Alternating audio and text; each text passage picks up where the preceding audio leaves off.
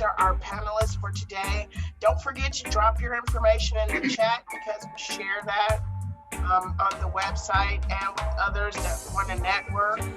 And please check the chat and visit our website. If you missed some of the past panelists, the videos are there, presentation, research data, lots of good things happening at the Global Food Justice, COE.org. So, Dr. Carey, did you want to give any opening comments and introduce the first guest? Thank you so much, Cheryl. I really appreciate it. We've been in this for about a year now, and we're really excited to, I think this is our 7th or 8th panel. And we've had, members of the community, members from the university, really from around the globe. So it's really an honor to keep this going and to all really learn from each other. It is an open dialogue and forum, but I think what we'll do is start with Alfred. We'll go for about 40 minutes, and you're welcome to share slides or talk, and anyone who's on the call can also jump in and ask questions. And then we'll move to Dr. Colley for another 30 to 40 minutes, and then with Effie. But you all are welcome again. So I encourage dialogue. And with that said, Alfred, would you like to introduce yourself? Good morning. Thank you, Carrie, everyone that took part in putting this together, bringing us in one place so we could talk about the work that we do and that we love. So my name is Alfred Melbourne, and I'm the founder and director of Three Sisters Gardens. We're a 501c3 nonprofit organization based in West Side California that aims to support the at-potential youth in our community. We do that through our Urban Farm Youth Leadership Development Program, which we operate 4 small urban farms in our community with year-round seasonal vegetables. So our approach is just to connect with these youth in our community to rescue them before they fall into a path that's gonna lead them down to some wrong choices where they can end up dealing with the criminal injustice system. For our community here, for a long time, they had a gang injunction in place over criminalizing our youth, mainly young Native, Indigenous, and people of color. So personally, having spent 18 years of my life incarcerated here in California for a lot of bad decisions I made as a kid, realizing that, there had to be a solution. Three Sisters Gardens was formed 4 years ago now. And as I said, we operate 4 farms. It seems like every year we've expanded. And it's just to create a program that has outreach, mentors, and as many kind of wraparound services as we can bring for these youth out here in a community that has been devastated. And we're exactly where I live and where our 4 farms reside, we're in a food desert. So our goal is to grow as much food as possible to give away from anywhere 40 up to 60% of our food here locally to food insecure homes, to teach these youngsters that are young warriors and sentinels, be they boys or girls out here on the streets, a place where they can come and be free, be youngsters, be themselves, and apply their talents. We have to realize that all of these youngsters are our future leaders, and that if we don't give them the right guidance and tools now when they need them, that we're failing them. So that's one part of our program. We have Urban Farm Youth Leadership Development, Second Stone, dismantle mass incarceration and reform the criminal injustice system. And third is support the unhoused in our community. So we do number 2 by advocacy, trying to change policy, talk to folks, and showing up at hearings and supporting our youth if they fall into any kind of trouble. 3, in our community, we look at the unhoused as the canary in the coal mine. We have to do everything we can to support the weakest in our community. I think the pandemic has even further highlighted even more the need to make sure that all areas of our community are taken care of. So yeah, that's our program. We produce a lot of vegetables. We sell to local school districts, to restaurants, and just trying to give our youngsters a well-rounded approach at farming to be like that step, that pathway into agriculture and working with the most unlikeliest farmers, these youth in these urban environments. So thank you all. If you guys have any questions for that, at some point, I'm sure that we'll get an opportunity. Yeah, does anyone want to ask Alfred any questions? If you are in the area of Sacramento or are come through here, I highly, highly recommend visiting one of the gardens if you can. It's really impressive, and I definitely have some more questions, but I'd like to open it up at that stage if anyone else would like to add in anything. I was wondering, oh, go ahead, Dr. Barry. No, go ahead, Cheryl. I'm sorry, I jumped. No, you first. You're our guest. You're our guest today. All right, you're going to defer to me. Thanks. Hi, Alfred. I enjoyed your focus and your broad strokes of what can be done to save our youth, vital human capital for moving us forward with sustainable livelihoods and just more health in our community. Our young people are going to take over the world. So, we want to make sure that they can cope with the world as it is. But I appreciate it. And I want to just know about your, a little more focus on your program. Do you try to bring the youth into a occupational career in agriculture or farming? What is the long-term impact you hope to have with these young people? Yeah, thank you for the nice words too. Appreciate it. We offer the youth a stipend on the inset to bring them, to attract them to us, respecting them and their time. Long-term, we would like to be just one step in like a handoff process, because we're so close to a renowned university in Davis here with the agriculture program. So like I said earlier, just trying to working with the most unlikeliest of farmers, these potential youth in our community, training them, engaging them, and giving them the skills necessary. Presently, on our 4th year, we're at a stage where we're trying to build our capacity and create a curriculum so that working with some of these other organizations nearby and then the university, getting the basic skills necessary entry level for our youth, so that we could set them up for success. And if they would like to entertain the idea of agriculture career, then we'll be there supporting them along the way. Dr. Colley, I mean, I'll just do this live, I think, but it would be great to pull Alfred into the partnerships for climate smart commodities if he and the Three Sisters Gardens is interested. And Alfred, we can talk later offline, but we are working on a USDA grant, a tri-state grant. So, and I think a lot would fold in where people would be developing curriculums in different places, some urban, some more rural, but all kind of benefiting from each other. And I know we've spoken about steps forward and funding for building capacity. Thank you. I had a quick question. I too was really appreciate the youth involvement, and I was wondering, how do you guys go about with the parent engagement, or since these are high promise youth, how do you deal with other caregivers or adults in their lives, schools, some best practices that maybe you could share with someone who's also trying to do something like this, but may not know how to involve the parents in the schools. Just wondering if you had any thoughts on that. Yeah, well, what we do, because we are located right here in the community, and there's like the lowest scoring school in our district is right across the street from one of our farms.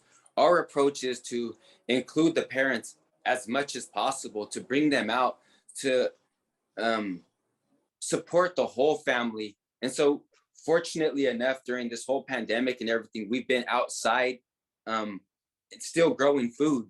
And so food is always just such a good way to bring people together. I think, as we all know, and people have such talents in cooking, preparing these foods. So we have skill shares at the farms where we bring out the community, we bring out chefs, offer our food for free, of course, for folks. And then we do different type of trainings. So the goal, like I said, is to include all the family, to making sure that if there's any type of food insecurity, that we could try to fill any of those gaps. And the best way to do it is, as the youth come out and they get the experience, well, they'll grow in all this own food, then they can show their parents what they're doing, and their parents are like, oh yeah, either they knew it or they're like, man, I wish I knew this, you know, and it all comes back. So yeah, we really want to include the whole family. And if they have smaller siblings, of course, we try to engage all the youth with rock painting, just different types of community engagement events to include everyone. Yes, Kelly? Yeah, Effie, go ahead. Yeah, I have a question for Alfred. In reference to the Three Sisters Garden, and I'm listening as you include your training for the youth that is involved in your training program. Now, the youth that are really interested in training pertaining to gardening and farming, let's say farming. So what skills are you actually offering them there in your program?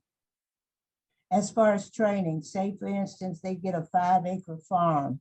So they're wanting to farm. So what kind of training pertaining to maybe tractors, machines, or whatever they will need to move forward with the planting of the farm? Say they're going to grow vegetables and trees and so on. So what training and what resource information in your program that you provide? Yeah, it's a good question. So hard work. I tell my youth from the start, I said, if you're going to learn anything from me, it's going to be hard work, because that's what farming is all about. And it's just fortunate enough that a lot of these youth are very young and hardy and eager, wanting to engage and do something. As far as like formal training on tractors and like certifications, we work with the Center for Land-Based Learning Incubator Farming Program. So I've been in this program for 4 years now, and they offer us access to space, to different trainings when it comes to accounting, soil health management, water irrigation. Ever since the pandemic hit, though, things have been really limited as far as the classes that they had offered. But what we have kind of taken it upon ourselves to do is we're training these youth on a daily basis on all the aspects of what we do on our farm. So when it comes to drip irrigation, to fertigation, when it comes to soil health, low till, no till, everything that we're doing out here came together not as kind of a want, but more as a necessity, when we were able to kind of foresee, you know, I mean, everybody kind of, if you're paying attention, seeing that, you mean, the food prices, access to healthy, good food at stores, it's going to be a lot more challenging as kind of things progress. So we do want to formalize our training more to give these youngsters the best chance possible to enter the field. And so it's just going to be putting the word out there and collaborating with other organizations that are better funded and or more well established to create partnerships, real partnerships with us, so that it's not somebody speaking for us and walking in front of us, but beside us and treating us as an equal. And I see, I mean, a lot of us know that, I mean, as we enter this field, it's new, you know, farming for a native, indigenous people of color wasn't really that widely accepted or even possible up until more recently, and even hardly that because of the land access. Yeah. So we're struggling to build our program capacity and collaborate with these organizations that are more well It's a established. Hope that answers your question. Thank you. Thank you, Alfred. Yeah, I mean, I think you've really touched on a lot of, we talked about what initiatives you're pushing forward and how you're interacting with the community and academia and the industry.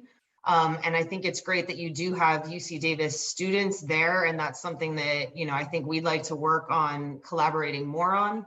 And the industry, you also mentioned bringing, you know, fresh vegetables to restaurants.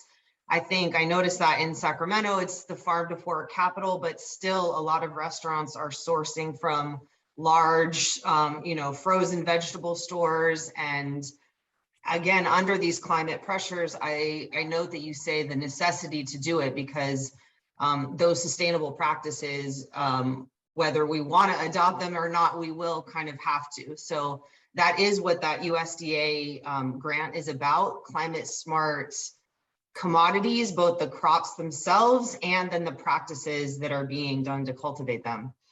So I think that's really interesting. And really, I guess, you know, you mentioned some challenges, but could you elaborate on some of the challenges you're facing and what tools you're using or trying to access to overcome those challenges? Yeah, I mean, right off the bat, land access. So as I mentioned, we're part of an incubator farming program that gives us access to 2 out of the 4 spaces that we have here in West Sacramento, and that's through a licensing. The third one is a MOU, a memorandum of understanding with the IRC. And then the fourth is just basically a guerrilla garden. So can you say what the IRC is for just for our listeners and for me? Yeah, International Rescue Committee. And Okay. so they offer space to refugees to farm. There's a 5-acre farm here in West Sacramento that they operate, and we share about a quarter-acre space with them. So, so that's one of the huge challenges, because our goal is to do is to build up the soil equity and improve the soil health. And then once we do that, and we don't own or have any type of real access to the land over time, then we have to walk away from it, and who knows what's going to come of it after that. So definitely land access is a huge challenge, where if we had, say, a 5-acre farm somewhere here where we can work on and grow and set down some permanent roots, well, that would completely change things for us. But as we know, land is very expensive, especially in a community setting where, you know, they want to build houses on top of houses on top of houses that ain't going to be nowhere near our price range. So further gentrifying our communities. But there are several challenges. You know, I mentioned earlier the gang injunction, over criminalizing youth, stigma. We need access to funding, to technical assistance, so that we can do for ourselves. As you guys can see, I don't have no problem speaking for myself, right? That's what I would rather do than have other people come speak for me, and then they're the ones that everything is going through. I think the time for that is over, and we need to give resources, tools to those people in the communities that are doing the work, not those that are coming in from a 9-to-5 and saving a community and leaving us here to wonder what's going on. So funding is definitely going to be a big challenge, technical assistance. But when we say technical assistance, you know, folks like to come in and touch base for a second and then they're gone. We need something that's going to be more permanent until we can really get some ground underneath our feet moving forward. Do you know, I mean, the licensing of the land, that's a serious issue. And I mean, when we look at these funding opportunities, I'm still wondering if there are opportunities to just get land, you know, or to like within some of these kind of USDA reparation acts, like if there will be, or if there's still going to be this caveat around access to that land, you know, and ownership of the land. So I find that really interesting. And I think these issues are probably common to other people that are on the call, and appreciate your perspective.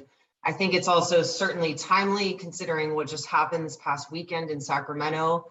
And as you know, what I noted and what some of my family members noted was that the you know, the Sacramento schools have been on strike for over a week. So you have 40,000 youth not in school.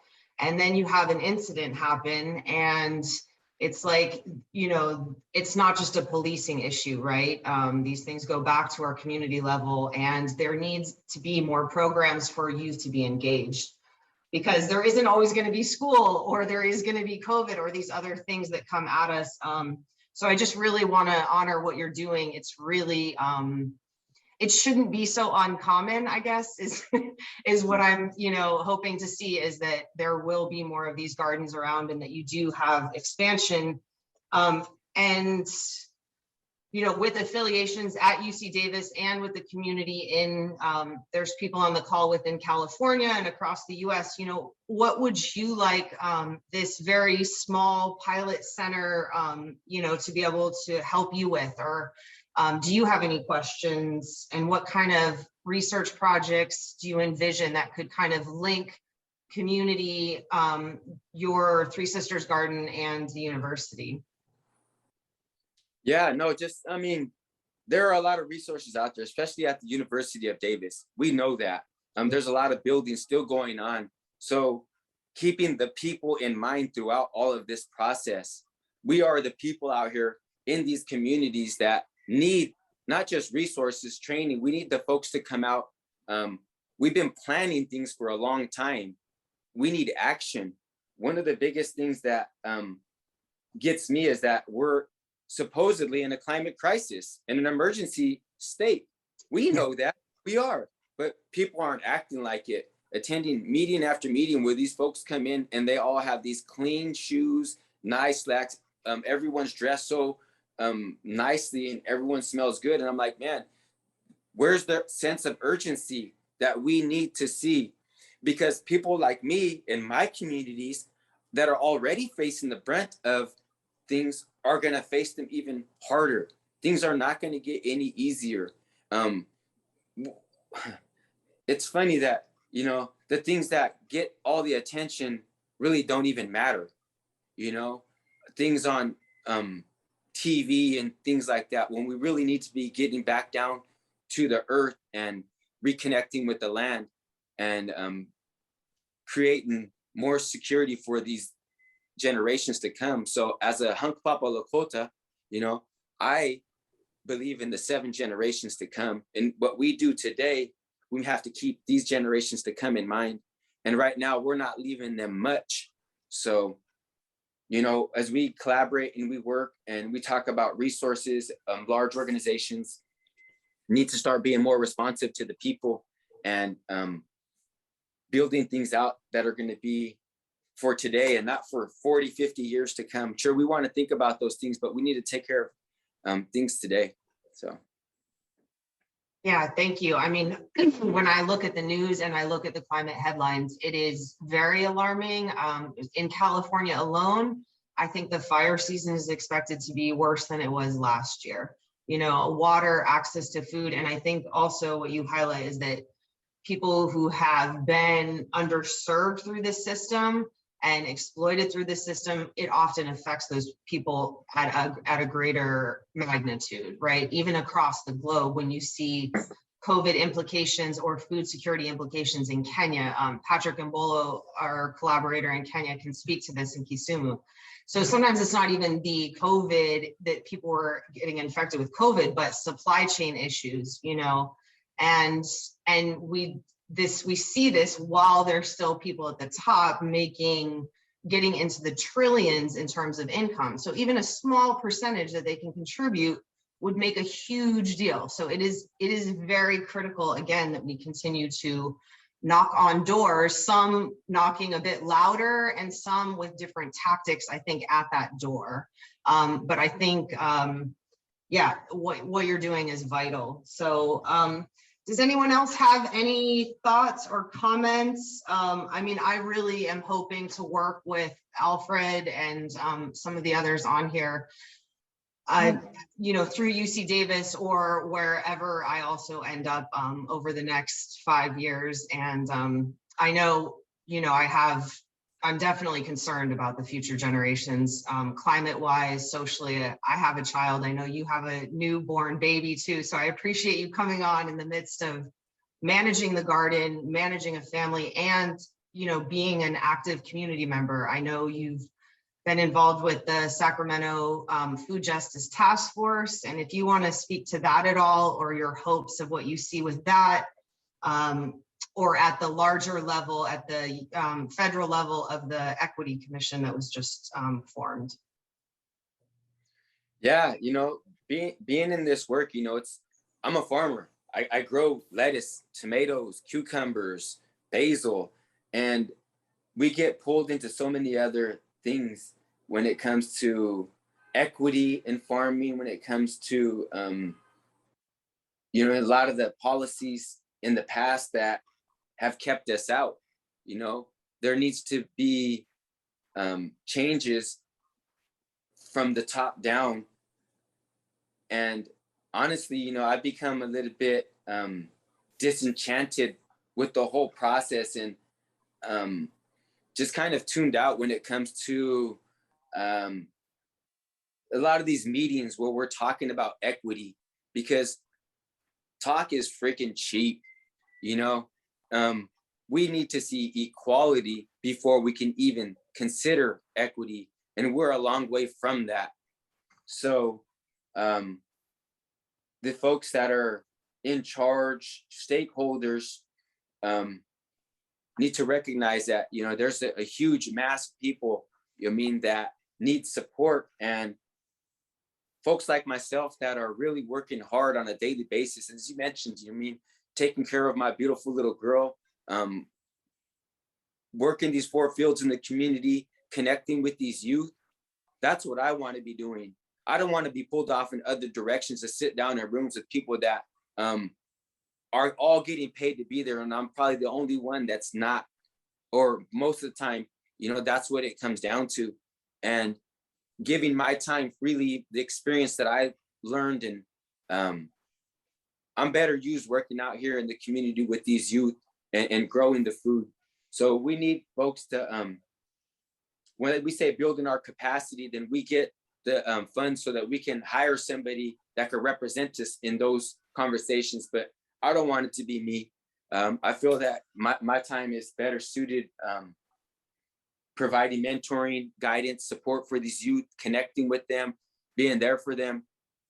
I mean, you guys just have to realize that this isn't like a business where we're just coming in every day and we're doing a CSA for 40 people throughout the summer, the fall, the winter. We're dealing with children out here that are experiencing trauma in their lives and their communities as devastating things are happening around them. And I won't even get into the details of that type of stuff. You guys can imagine. And being that shoulder for these kids, you know, support when they do fall on hard times or something's missing in their lives. So the fact that, you know, we're out here doing this work while so many other people are in offices comfortable and expecting the recognition and wanting to come out and just take those pictures and bringing politics into these types of things. There's no place for it here around me or in my community or the youngsters that I'm working with. We need to bring the resources to the community, find a way to create access to land so that when we build, we can build for a permanence for generations to come.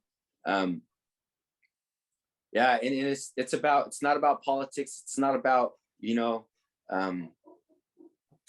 any of that. It's about, you mean, these real life kids that are being affected in our communities that we need to continue to uplift as our, you know, these high promise youth. I liked hearing that. High promise. You know, it's all about wording and the way we say things. Yeah. So for me personally, you know, if I'm told I'm at risk, I'll be like, man, I'm looking around corners. You know what I mean? I'm waking up, you know, wondering what's going to hit me, a truck, a bus, you know. Of course, we know those things happen on a daily basis, you know, but high promise sounds so much more better to me as we envelop and wrap our arms around our kids. And it just so happens that I'm doing it with farming, that we're reconnecting to the land, and being a full-blooded Indian, that connection to the earth, you know, our ancestors have been born and died here for thousands of years. And we need to talk to these other youth that have been told that they're less than, and uplift them and inspire them, empower them.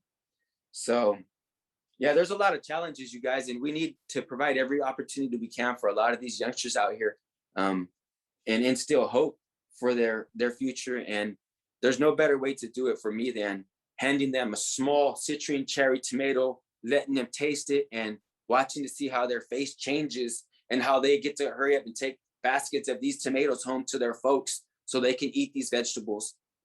So as we are out here in the community, you can see one of the farms behind me, Fifth and C, transforming the landscape in our community, bettering it. And then all the while, these small changes are happening on the inside that these kids don't even know, as they're putting these good foods into their body and creating the change from the inside out. So we know that when you feed a kid better, they perform better. Test scores go up, behavioral problems go down. So the science is behind it.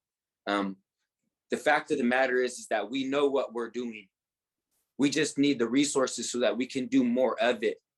We don't need folks to come out here and mine our data, take it back and fill their grants out so they can come out and help us. It's over, man. So I appreciate all you folks that are out there and that are listening, and I'm planting seeds, and you guys are all planting seeds. Let's water these seeds and let's make them grow. When you guys go into different meetings, conferences, doing different podcasts, I'm sure you guys are all doing things in this work that we need to double down and keep pushing so that we can burn a path that's going to be wide and huge for those coming behind us, so they don't have to work as hard. That's the goal, right, you guys? So that we create an easier way for the youth coming behind us so that they can enjoy their time and relax. So I do appreciate you all for hearing me out and for looking into us further. If any type of collaborations, or you guys ever want to come out to the farms, please feel free to reach out. Carrie got my information, or you guys can, I'll put it in the chat here too in a minute. So thank you all. Yeah, you also have a great website and are really savvy with like drone footage of the farms, great social media. And so, you know, I want to speak a little bit to this frustration of kind of engaging with these grants and CDFA and, you know, reviewing their past equity report. You see that the people who work at CDFA and who are attending the meetings don't represent the same diversity of people who are farming. And this story of not wanting to engage with that and not having the time is something I have heard over and over again in my past 2 years here working with farmers. And so there's this like gap, right? There's the funding, and then the people who are just like, we want to do the farming, right? And so it's, we're, I guess, still trying to find these bridges that can bring, like you said, the resources just into your hands without this kind of like oversight. And I think some of that has to happen from having this equity when you get just straight down to even salaries or how the budgets break down. Like for me, that's the easiest way to see if things are being distributed better. And one of our guests before, Makeda Dredd, was on a large grant, and then she got co-PI status just like the universities would. And so that's not just a title, but it's also access to funds, access to, you know, kind of co-sharing ideas and development of the project. So I hope things shift in that way. You know, I'm hopeful, but I really understand your frustration. I see that across the board. Development work in Africa speaks to that. 40 years of development work, you know? Yeah, excuse me, the CDFA, we're gonna talk about that. You mentioned, I don't wanna get away from that.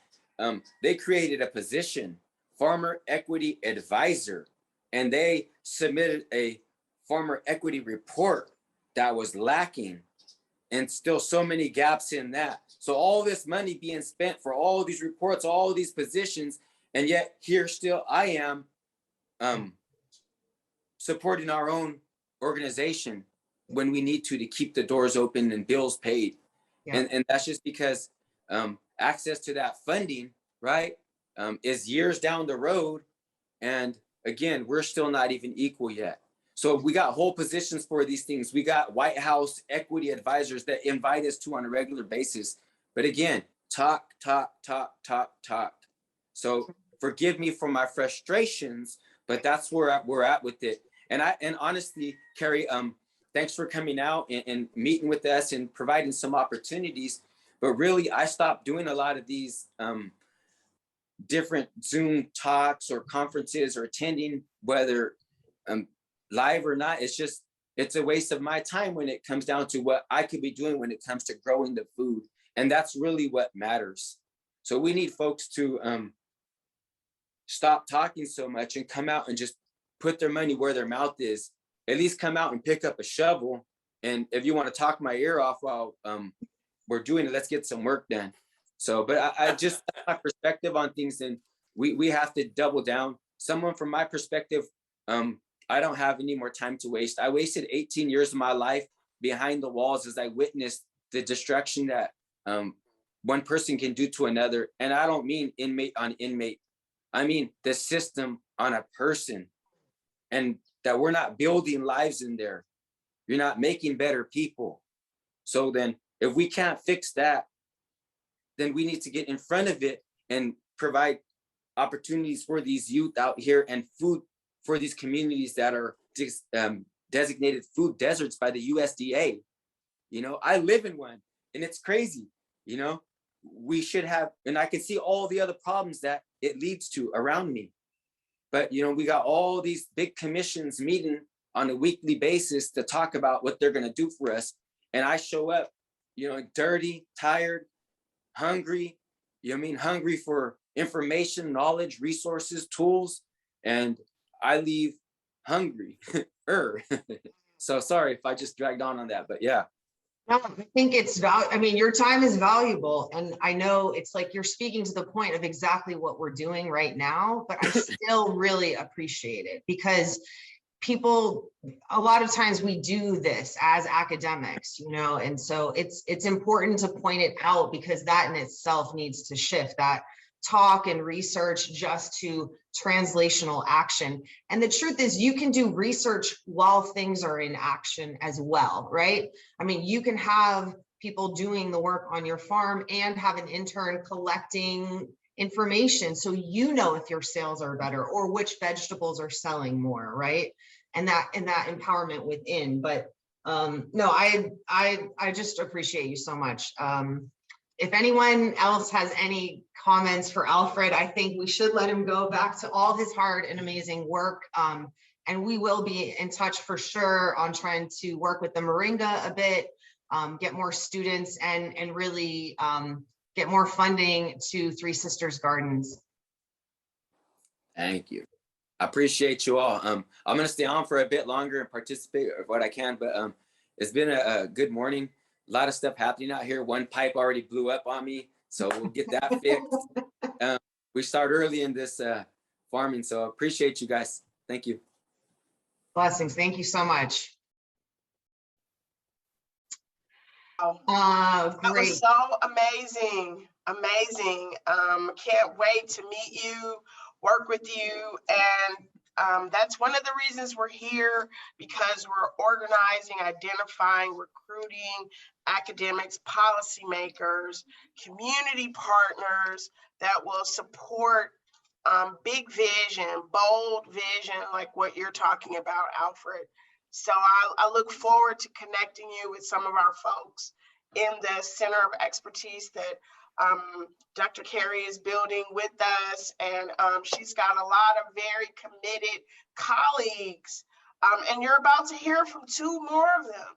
And these people will become a part of your community to help you expand and grow and change the minds of a lot of people in power. So next, we have Dr. Barry Colley, and he's going to give us a talk about his body of work. Dr. Barry, you're up next.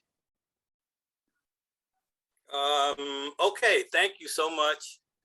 I really think Three Sisters Farms is a place that I need to visit whenever I'm in California. I can add the times I've been in California, maybe 3 times in my life now I'm in my mid 70s, and I've only been to California 3 times. That's sad, but I really appreciate the work that's going on out there.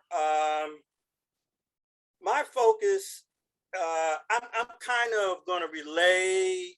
I didn't really know where to start because I didn't really have any talking points, but I think I have this body of experience in me, so I'll just bear with me. The first thing I want to say is I grew up in New York City, and I was in the 60s, one of the I guess original at-risk kids in New York City, South Jamaica, Queens. And I had a lot of my friends I grew up in the neighborhood with. Incidentally, I watched West Side Story last night with my grandkids, and that was an amazing piece of filming. And it took me back to sitting on the stoop, smoking marijuana, drinking, but never quite getting into the hard drugs, right? And then I had an amazing experience with going out. There was a fresh air fund in New York City which sent urban kids to the countryside in the summertime.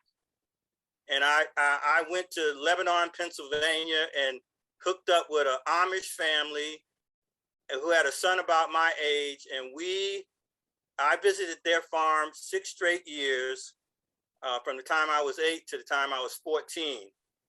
And that always gave me a bridge out of that urban jungle that I was growing up with. And my jungle, it wasn't always a jungle, but over the years, it just got progressively economically depressed. People stopped owning their own homes, and you started having a lot of turnover in the community, and so forth and so on. I got interested in agriculture. Besides that farm experience with the Amish, I led a group of college students in a community development project in African villages way back in 1970 something. And I saw that I enjoyed my village life, but I also saw that there were food security issues. I at that time was gardening, and I knew that gardening taught me how to look at soil nutrient recycling, composting, and all of those things. And that was not going on in this village. So that propelled me. Actually, another trip to Africa got me involved with wanting to get a degree in agriculture. Not to be an academic, but to be at the service delivery level of agriculture and farming. And so I've always been a practitioner. I have a degree in agriculture and extension education. I am not a professor. I never wanted to be in the ivory towers, so to speak. So I parlayed my career into being a practitioner. I've written big development grants, USDA, $10 million commercial ag grant in South Africa. I was on the front lines of famine mitigation in Ethiopia back in the 80s. And so I came back to the United States after my South African trip in early 2001 and worked for Heifer International. I was the Africa area director. And after about 2009, decided to come back to East Arkansas, where I had come in the 90s to work with Black farmers. You see, in Eastern Arkansas, we have so much poverty because we have a kind of a remnants of a plantation agriculture economy. In other words, we have row crop farmers who grow cotton, soybean, rice, the big commodity crops. And the thing about commodity crops, every agriculture product raised on a farm is a commodity. Don't get me wrong, I understand that. but commodities that are just simply grown in the community and have no earthly value to folks who are not working on that farm. And so the crops do not have a chance to add jobs, do value adding. They're simply shipped out into a futures market, sold a year or two in advance. And so there's no continuity of sustainable livelihoods in a lot of our southern states in terms of agriculture. All right. So, and when we look at agriculture in the Mid-South, we see that the row crop farmers, their chemical use mitigates any horticulture crops being grown in the same area. Okay, so you have this tremendous chemical overload that destroys one crop to favor another crop. And then you have intrusion into people's health because those chemicals cause cancer. So we have like a place in Mississippi. My wife is just going through a cancer recovery, and we go to a clinic in Mississippi, and about 90% of the patients in that clinic are coming from Greenwood, Mississippi, where they have, it's like a cancer alley. Okay, so this is from agriculture chemicals, by the way. Most of it is, so we have this big issue. Our health is based on curative rather than preventative. Everybody kind of understands that. And so it doesn't alarm our policymakers because they figure the advances made in cancer, well, if they get cancer, they can get treatment, right? And they can survive and live 5 or 10 more years and so forth and so on. But the problem is we have a corrupt environment. You know, when I read Genesis in the Bible, the first book in the Bible, it says God gave man dominion over the earth, the animals and the flora and the fauna. And what has happened is that we have really done a remarkable job of destroying the earth. And I'm pleased to say that we're making an effort with UC Davis to do a climate smart agriculture commodities and forestry partnership, agriculture commodity and forestry partnership. And Carrie, I worked on a log frame, and I just wanted to say that I think a good title for our project is saving the earth and creating sustainable livelihoods for socially disadvantaged farmers and ranchers. That's kind of a title that I've been running around in my head. But at any rate, food security, I want to touch on food security. Our brother Alfred talked about how when you eat well, you feel better and you're able to perform better. Very critical, because I've seen kids in Africa and certain parts of the United States that have been food insecure. And there is a couple of things that happens. You have some mental stunting, your cognitive skills are not there, and you have actual physical stunting. So people who look like, I remember I was in Rwanda, and they asked me to do a sermon at a church. First sermon I've ever done in my life. But they asked me after the genocide, I was there. And after the sermon, the kids were all around us. And I saw these kids, they looked like they were, let's say they were 7 and 8, but they were actually 12 and 13. They were stunted. And of course, I would imagine in the schools, the cognitive skills were not there. So food security is a weapon. food security is weaponizing people of color in our communities. Food deserts are an obvious sign of that weaponry that we go through. And so my idea is that agriculture and the people who work in agriculture can be change agents for a better society. I am a veteran. I am a farmer veteran. And I see that as a veteran, there's a camaraderie that follow us all our lives. You know, we're in the service together. Sometimes we're in military combat together. And those who survive have a history of, you know, staying in touch and supporting each other all the rest of their lives.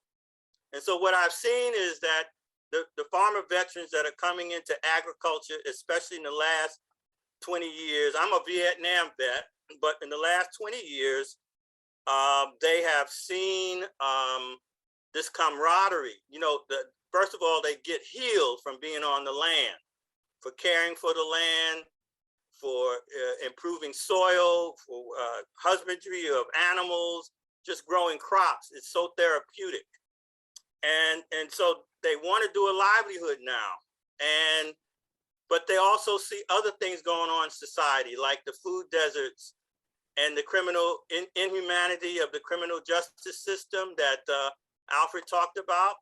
So we're all, and some of our veterans are becoming felons because they're homeless and, you know, they haven't really made the transition back into civilian life. So we see agriculture as a way of not only healing, but also of creating opportunities in a $22 billion industry to get more people of color, Black and Indigenous farmer veterans to work with school, middle age, and high school students. The one thing we know is that students can be very interested in gardening up until about the time they're 14, and then they start to get away from it. They start to lose interest in it. And we think why that happens is because the gardening is great. It's a good activity, it's good exercise, they learn a lot, but they don't have a career focus. And so I'm working with some folks around in my organization, Seven Harvests. We're working with a group that is talking about an agriculture science pipeline. That is to feed those students who get a free lunch. That's the only requirement. They're in school and they get a free lunch, and that's an indicator that they are, you know, low income. So we use that as a way to start to do like a 4-H informal, non-formal education in agriculture. As much exposure to the science and to the career opportunities as possible. And what we're seeing is that a lot of the kids, they either they have a chance to become farmers, but also get a gainful occupation as a drone pilot, a CDL driver, and other occupational areas that don't require a 4-year degree. So that's what we're working on. I think that a good urban agriculture group that I would recommend is the Urban Farm Collective in Chicago, Illinois. They are working with all the kids that Alfred talked about, you know, changing their lives, getting them outlets, keeping them off the streets, giving them something constructive, putting money in their pockets. But what they've done in the last years, they renewable energy center. They created a renewable energy center in Chicago, and they put their headquarters on that center. So they are now getting into the scale. scaling their efforts as urban agricultures into and getting into more energy and reducing the climate change issues. And so I highly recommend them. What I want to say about urban agriculture, one of the things that we did when we formed our 501c3 nonprofit in 2009, we located ourselves in rural Forest City, Arkansas. And we had a 7-acre property, hence the name 7 Harvest, 7 acres, 2.5 acres of cleared land, 5 acres of woodland. The production area, we have about 1 acre just for free crops, outdoor crops, but the deer, we have a tremendous deer problem. So we don't grow much outdoors, but we have like 2 hoop houses, 2 greenhouses. Then we have a pack house, which is really the big piece of the farm in terms of creating commercial farm opportunities. Now we can grade on a concrete floor. We can cool. We can cool, pack, weigh, cool, and take it into the marketplace the next day. We have slowed down. We are working with a vocational agriculture teacher in Forest City who actually is from Memphis, Tennessee. And he is trying to establish his ag science pipeline. And what he wants to do, they have a greenhouse at the school, but they don't have a commercial throughput. We want to demonstrate to these kids the full function of a small commercial vegetable farm that takes food into the marketplace, shows them leadership, shows them problem solving, shows them unity in terms of their relationship building. And so we are trying to turn our land into a youth-centered agriculture program. And my wife and I are going to we haven't been farming for the last couple of years. So now I want to just say that when we put our farm out there, all the kids that we see are interested in farming today tend to be in the urban communities. What they do in these small towns and rural Arkansas is they condition their children to getting the best possible education and leaving. So you have a brain drain with the most talented folks in the rural communities. They're all going urban, but they're not going into agriculture because they see agriculture as sort of plantation slavery. And that's an image and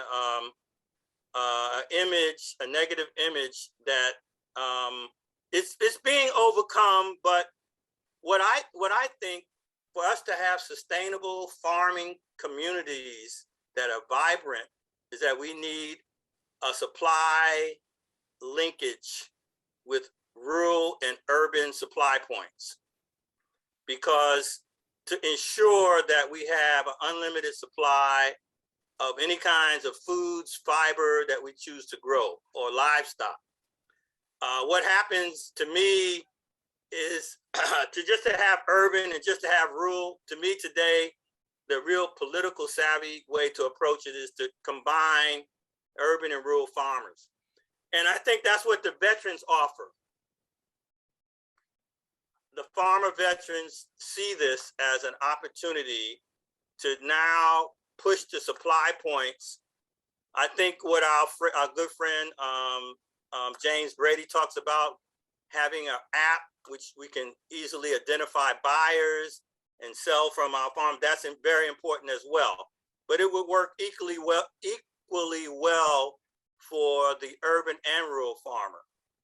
A lot of our farmers are still in the rural areas, right? Some of the legacy farmers, the ones that have had the most difficulties, but now our veteran farmers are reviving the farming and marketing in the South. Okay, a lot of our growers don't go into the box stores. They sell locally. They have local slaughterhouses. They make the cuts of meat that people like, and they sell direct. So we have to support urban, local foods.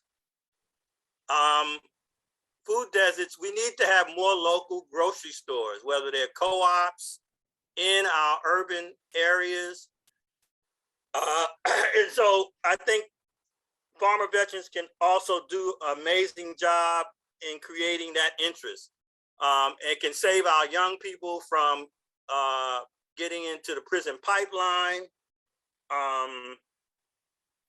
The other issue about the climate smart land access, you know, so I think we're going to have to use the land we have, because there's certain harmful trends in land ownership, from Bill Gates and foreign investors buying up all the prime farmland around the country, which creates limited opportunities to buy land by folks who are regular citizens, so to speak, right? We want to farm. It's therapeutic. It's good. It's what we want to do. We want to create local market opportunities. We're in a local ag industry that where the money turns over in the community several times before it goes out. It comes in and stays a while. Everybody shares that money and what they need and demand for. That's that whole way of life. It's really a war within a war, right? Agriculture today, we're on the front lines of a real war. You know, sovereignty or corporate destruction. You know, you make the choice. It's there. And so if we want to develop our communities, my thesis is if we want to develop our community, agriculture is a good place to start it. Okay, because once you have land, once you eat well, and people come together and they share ideas, then other amazing synergies happen, right? And that's created by dealing with folks in the agriculture community. So one last thing I want to say is whenever we try to do agriculture, there's one limiting factor, and that is scale, bringing our operation to scale and keeping the equity there. So when we scale up, usually we have a hierarchy, right? That's the way industrial ag works, right? Everybody's pretty friendly on the family farm. They work together. But once you start scaling up, you create this inequity. So my point of view, if we stay in the local farming system, local farming economy, we need to begin to divorce ourselves from the routine ways that you get financing for your operation. And I'm calling this equity sharing farm business. It's not a co-op, but it's a group of people who know each other, maybe 5 or 6 per county, coming together and collectively providing resources, financial and in-kind resources, to build what they want to have. They have a business plan, so you could call it the sweat equity sharing, sweat equity, but you don't have you have ownership. Everybody in the group is an owner of the business. I'm writing some white papers on that. It's certainly more complicated than I'm revealing right now, but what I would like to do is continue to do the white papers and get some ag finance and ag economists together, and we can share. But this is the critical item is how do you, if you want an alternative system, how do you alternatively finance it. Okay, and there's evidence that you could use angel investors as well, but the same USDA framework, big ag finance groups, that won't work. Excuse me. So at any rate, I'm just I kidding. think I'll rest here. There might be enough questions at this point. I've kind of rambled on a bit. You might want to, I'll just stop here and entertain any questions at this time. Thank you so much, Dr. Colley. I'll just open it up. I think I appreciated everything you said, and yeah, if anyone has any comments or questions.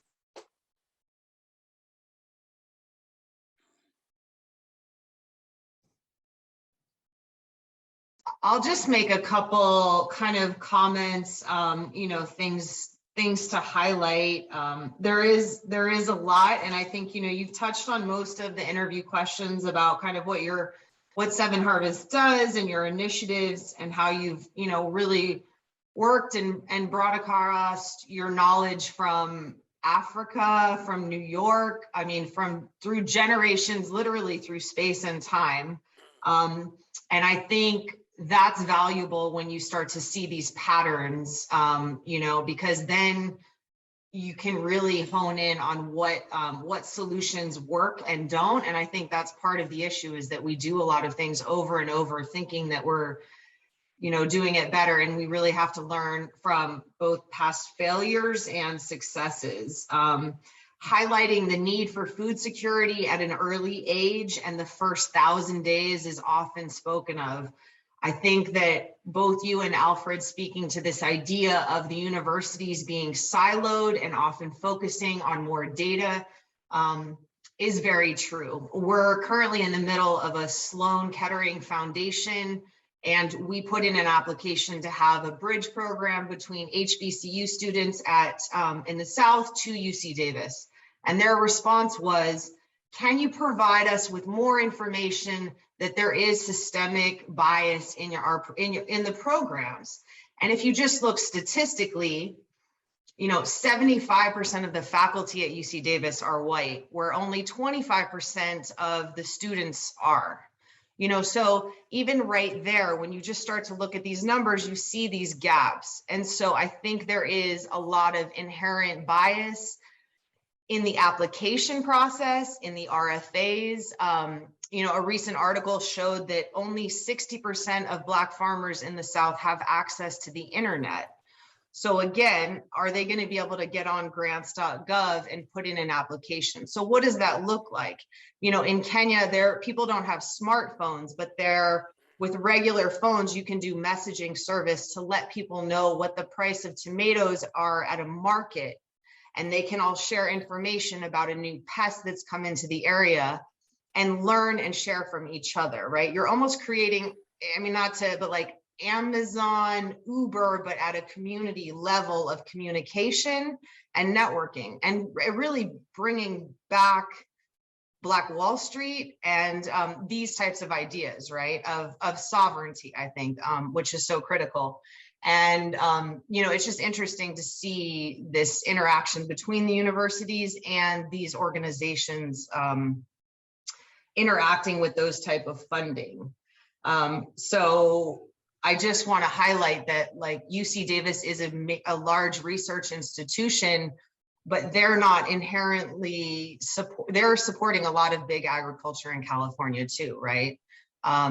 So we're trying to press them to even have like the UN SDGs in their research initiatives. So to really get behind what they're saying as a sustainable and equitable university, you know, so I think it's great that we're pushing this from both sides. I appreciate your input on the urban farming. I think that's one challenge we really find in California, is that what you spoke about, young people not necessarily wanting to go into farming, we see that across the board. That is a huge issue that everyone is concerned about. Who's going to farm? Who knows how to work hard, you know, and do the work on the farm day in and day out, you know? And so I think tying it to a career is critical for young folks, and having them see, opportunities and ways to market it on social media and grants and these types of things are so important. I'm just trying to see if there's, you spoke about a lot of amazing programs. And I think just this is about food justice and health equity, and talking about the health of the environment, and how environmental bias has also, put factories in certain areas that were already affected by issues. And so it does perpetuate these health issues. And those are harder to see sometimes, right? It's harder to say you're getting cancer from the water, right? We don't see that, it's a more subtle type of systemic racism, and that can be literally deadly. So I think it's important to note these things and work together to try and change them. Well, one thing I want to say also, Carrie, is that I do believe the universities and the practitioner communities around there's a synergy there. I had the personal experience of evaluating a program, the Southern Food Systems Consortium, back in the, I guess, 90s, mid-90s. Kellogg Foundation came down and wanted the universities to be more relevant to economic, agriculture, and rural development. And so you had universities like Tuskegee, Alabama A&M, University of Arkansas at Pine Bluff, and Louisiana, the school in Louisiana. It was about eight universities and 8 land-based farm advocacy groups. And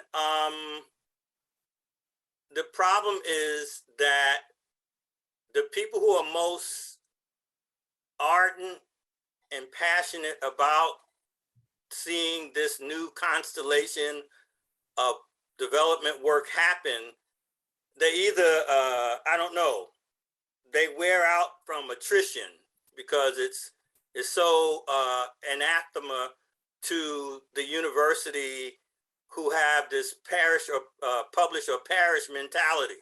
Mm-hmm. So, this community work, I have a young my cousin's daughter who's a professor at University of Nebraska, just got off a Black History Week talk about that problem. You don't get elevated for doing community service, for making the world a better place, right? All you do is the reductionist research year after year. Some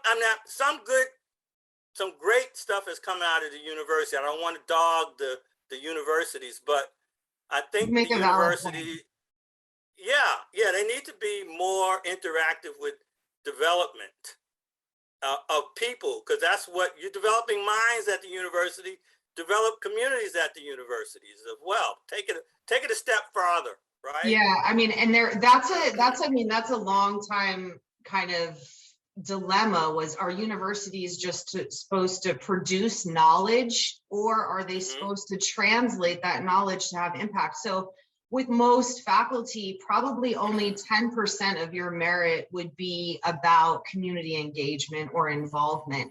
They like it, it's a plus, but you are, like you said, evaluated on whether you can stay and have a job and a career based on whether you publish and whether you get grants. So it is an opportunity for interaction, and I hope that more universities will shift to a translational approach, an applied research approach, to say, because if we're saying sound the alarms, there's poverty, there's malnutrition. People say we're worried about feeding people in 2050. I'm worried about feeding people today, right? We already have. So these ideas that science is going to save us from problems in the future, we need to be doing stuff right now. That's constantly this dilemma too I have, right? Do I get out in the garden, or do I stay at the computer and write these grants? And you have to do a little bit of both, I think, or at least, you know, everyone has to find their ratio of where they put in their time and their effort, you know, and that's not easy. So I really thank you so much, Dr. Colley. It's, you know, again, I got to give props to James Brady for introducing us, and we are really pushing so much forward. So I appreciate your time and look forward to us meeting later today. If anyone has anything else, Yeah, if I just anyone has wanted any to comments. I do. I just want to say I appreciate your perspective, Dr. Berry, because I think that this is where this generation of young scholars are going to disrupt the traditional academic learning environment. I see them doing things like creating their own digital journals, which is one of the things I've been talking to a group of master students that I mentor here in Southern California. And I've been encouraging them to do that, form an editorial board of qualified individuals that you know that have a heart for academic rigorous science as well as the community, you know, having this balance and start bringing them together. And then I think the universities and the institutions, they won't have a choice but to follow. I remember a quote where someone was talking about this in terms of when you go to some of these academic universities as a young person, you're 23 years old, you might meet someone who is 7th generation legacy from that university. And if you're African American, Latino, Indigenous, otherwise, there's no way we could have had 7 generations to accomplish that type of legacy.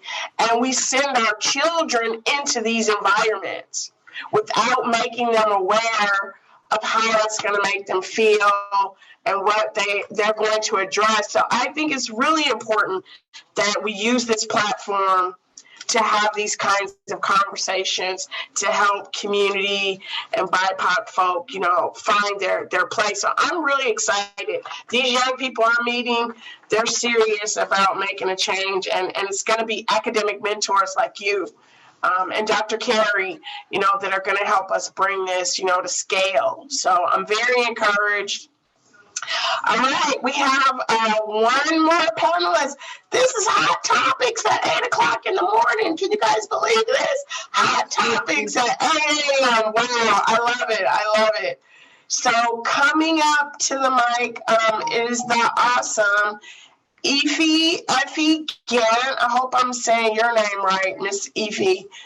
And would you please come off mute and join us? And I noticed you had your hand up for a while, so please forgive us. I just was able to see it. And Effie Gant.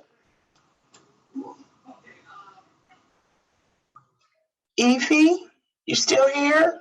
Yes, can you hear me? Yes, we can hear you now. Yes, Turn it up a ma'am. little bit, maybe. Okay, hopefully you can hear me better now. It's a little bit better, yes. Okay, well, thank you. I want to say thank you to each and every one that's in this Zoom meeting, and to give a real comment of how much this is going to be a resource for the urban growers, and to just introduce project and who we are. We are a nonprofit organization, and our goal is we always come into a community to visualize space, health, and growth. And we do that through by agriculture, urban agriculture, promoting urban agriculture. We are working right now with our projects in the south area of Meadow View, District 8, which is known as the food desert. HHCOR is a nonprofit organization And what we actually do, we serve, direct, and educate the youth and the families in the community.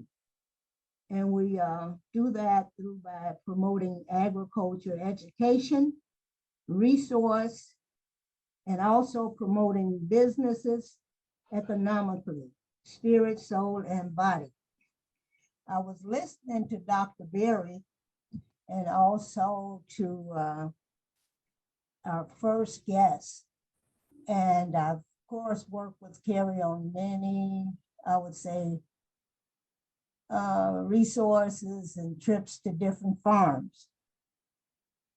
So what we focus in on doing as we come into the community, we start urban gardens in small spaces. I've also had Mr. Brady. James Brady was one of our first consultants working with us with our urban garden here in Meadowview. And he was referred to me through by our council member, chief of staff, who was Matthew Bryant during that time. The council member during that time were Bonnie Purnell, and I worked with her also with Larry Carr, and now Mai Vane, who's our council member for District 8. So as I work with them, we focus on developing a community urban garden in small spaces. I had Mr. Brady to come in. He was referred through by Council Member Bonnie Purnell's office after I gave her the vision pertaining to growing fruits, vegetables, and plants in small spaces. And he came in and we took a look at the space, which is a very limited space, urban space. And he informed me at that time, he says, well, what we can do, we can grow some healthy vegetables back here, and you can actually focus in on at least 4 crops. And we would like to focus in on hydroponic growing. I said, okay, fine. How are we going to get started with this small of an urban space? As we looked at the space, he informed me, he says, we can put 16 barrels back here. And I said, okay. And I informed the board of the information that Mr. Brady had given to me. Of course, my board looked at me like they thought I had flipped my lid. But anyway, I asked them to bring in a demonstration of the barrels that we would grow in. So they brought in the barrels, we got it set up, and we began to grow. And as we grew the vegetables, and I'm telling you, beautiful, beautiful. We grew the collard greens, the mustard greens, carrots, okra, and so on. And as we grew them, we began to share the knowledge of growing throughout the community. I'm also one of the community's president. I'm the Hampton Station president. And as we shared that, we got more attention just being an urban garden and growing in such a small space. We received some recognition through by the media, which was Channel 13, Channel 10, and Channel 3. They came out. I think one of our first interviewers was Dollar Gibson on Channel 13. Now she's a weather mediator. And she came in and they could not believe the success we were having in reference to growing. So at that time, as we continued to grow, we were contacted through by the the agriculture department. And we were contacted in reference to becoming certified growers. So we had a representative come out and did a review and resources of what we were doing. And we were certified because of how we grew, and we grew it organically. And we were certified as growers and producers. And when you're certified as a grower and a producer, that gives you the opportunity to go into different counties to actually market not only just what you're growing, you can go in and market your produce from whatever you're growing. So that gave us an opportunity, and they actually certified us for more than one county. We're certified to grow in Sacramento, Alameda, Fresno, El Dorado, Alpine, Los Angeles, Solano, Yuba City, and Sutter.